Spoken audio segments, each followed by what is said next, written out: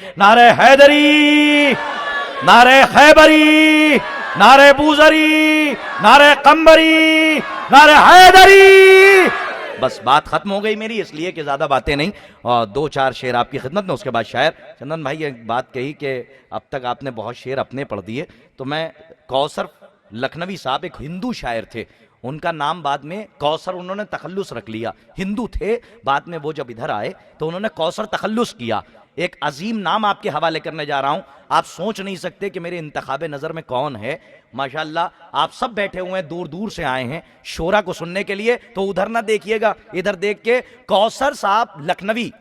بہت مرثیے انہوں نے لکھے ہیں، جو کام یہاں ہو رہا ہے ہونے دیجئے، اگر یہاں سے مصرے چلے گئے دوبارہ آئیں گے نہیں،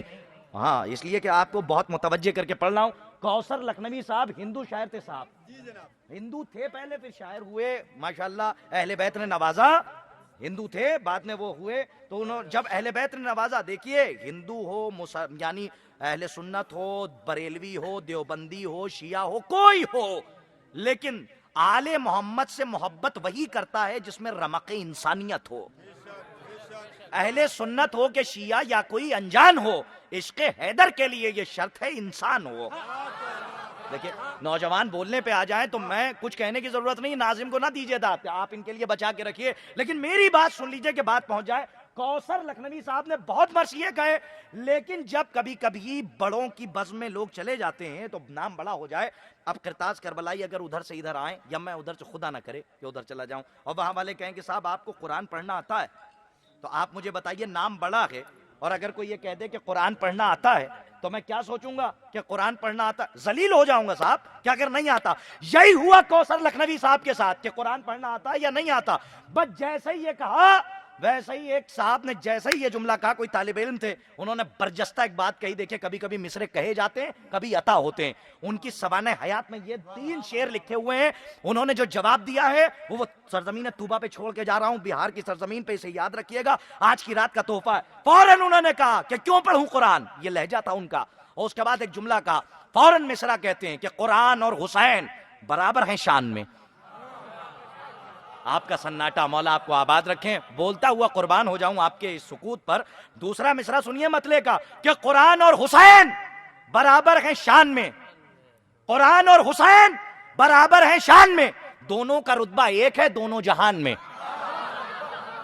نہیں یہ تو حق ہی نہیں ہے صاحب، ماشاءاللہ 2 گاؤں بیٹھے ہوئے ہیں، اور 2 گاؤں میں محفل ہو جائے تو کامیاب ہوتی ہے، ایک گاؤں میں بہت ہے، 2 گاؤں بیٹھے، نتیجہ سنیے، کوثر صاحب جواب دے رہے ہیں فی البدی، فرماتے ہیں کہ کیوں پڑھوں قرآن، اور جواب سنیے، وہ فرماتے ہیں کہ قرآن اور حسین برابر ہیں شان میں، دونوں کا رتبہ ایک ہے دونوں جہان میں، قرآن اور حسین میں ہیں 4 حرف۔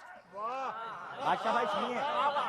جب محنت سے شعر لائے جائیں تو سنے بھی جائیں، رٹی رٹائی نظامت نہیں ہے، سنیے گا کہ قرآن اور حسین برابر ہیں شان میں، دونوں کا رتبہ ایک ہے دونوں جہان میں، قرآن اور حسین میں ہے 4 حرف، 2 ہیں بغیر نقطے کے، 2 نقطہ دار حرف۔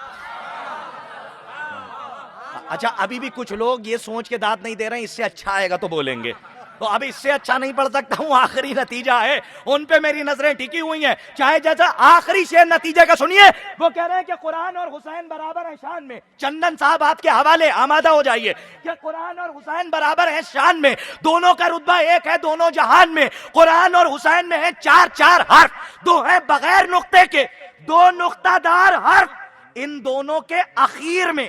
بس نون ایک ہے۔ آباد رہیے، اب میں بار بار نہیں کہوں گا، ان دونوں کے اخیر میں، اخیر کہتے ہیں آخر بچوں کے لیے، ان دونوں کے اخیر میں